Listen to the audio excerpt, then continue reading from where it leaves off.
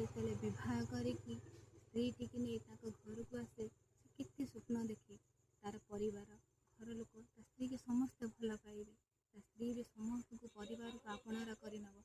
କିନ୍ତୁ କିଛି ଘରେ ଏମିତି ଘଟେନି ଆଜ୍ଞା, ଯେତେବେଳେ ସ୍ତ୍ରୀଟିକି ନବବିବାହିତା ସ୍ତ୍ରୀଟିକି ଘରକୁ ନେଇକି ଆସିଥାଏ, ତାର ପରିବାର ତାର ଆତ୍ମୀୟ ସ୍ୱଜନ ବନ୍ଧୁବାନ୍ଧବ ସେ ଝିଅ ବିଷୟରେ କିଛି ଜାଣିନଥାନ୍ତି ଆଜ୍ଞା, କିନ୍ତୁ ତାର ନାଁରେ ଦୁନିଆ ଟୁକୁରୁ ଟାକୁରା କେତେ କଥା ଆଲୋଚନା କରନ୍ତି। ବିଚରା ସ୍ୱାମୀଟି ସବୁ ଶୁଣେ ଆଜ୍ଞା, ସବୁ ଶୁଣିକି ସବୁ ନୀରବରେ ସହିଯାଏ। ଆସିକି ସ୍ତ୍ରୀକି କହେ, ତମେ କାହାକୁ କିଛି କହିବନି, କାରଣ ତମେ ଯଦି କହିଦେବ ଲୋକ ତାହେଲେ ତମ ନାଁରେ ଦୁନିଆ କଥା କହିବେ। ତମେ କାହାକୁ କିଛି କହିବନି, ସବୁ ସହିଯିବ। ବିଚାରୀ ସ୍ତ୍ରୀଟି ସବୁ ସହିଯାଏ ଆଜ୍ଞା।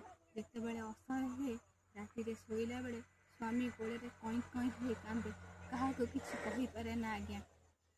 ବିଚରା ସ୍ୱାମୀ, ଏହାଠାରୁ ଗୋଟେ ସ୍ୱାମୀ ପାଇଁ ଦୁଃଖ ଆଉ କ'ଣ ହେଇପାରେ ଆଜ୍ଞା। ଆପଣମାନେ ଥରେ ବିଚାର କରନ୍ତୁ, ଆପଣମାନଙ୍କ ଜୀବନରେ କାହାରି ଭିତରେ ବି ଏମିତି ହେଇଥାଇପାରେ। ଯଦି ମୋ କଥାଟି ଆପଣଙ୍କୁ ଭଲ ଲାଗୁଛି ତାହେଲେ ଦୟାକରି ଲାଇକ୍, କମେଣ୍ଟ, ସେୟାର କରନ୍ତୁ।